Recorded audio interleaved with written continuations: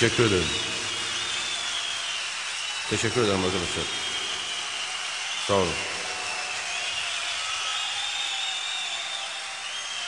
Başlarken hepinizi en içten devrimci duygularımla selamlıyorum. Hoş geldiniz arkadaşlar.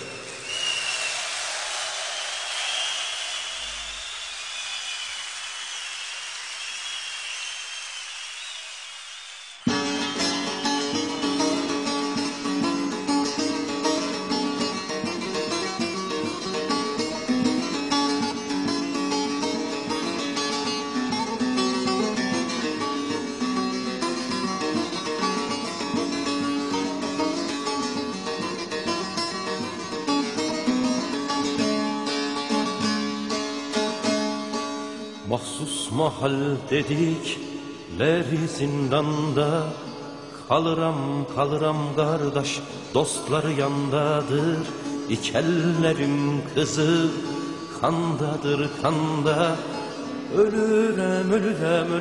Ölürem kardeş, aklım sendedir. Ölürem kardeş, aklım sendedir.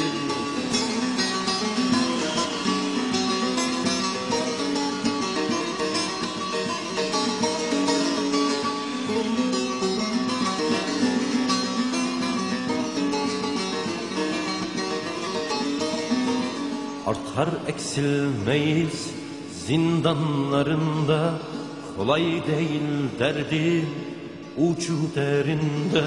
Hunhan ırmağında, hey dost, kara burnunda. Vururam kardeş, öfkem kındadır. Vururam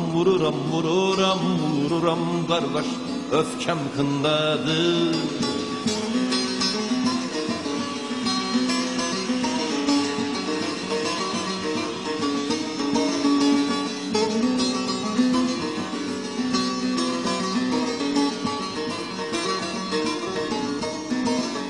Birliğimdü seni, umudum canım, solum sol tarafım hey dost, cümle varlığım.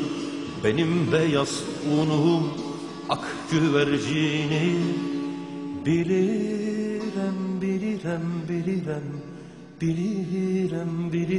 kardeş, gelen gündedir. Bilirim kardeş, gelen gündedir. Bilirim kardeş, gelen gündedir.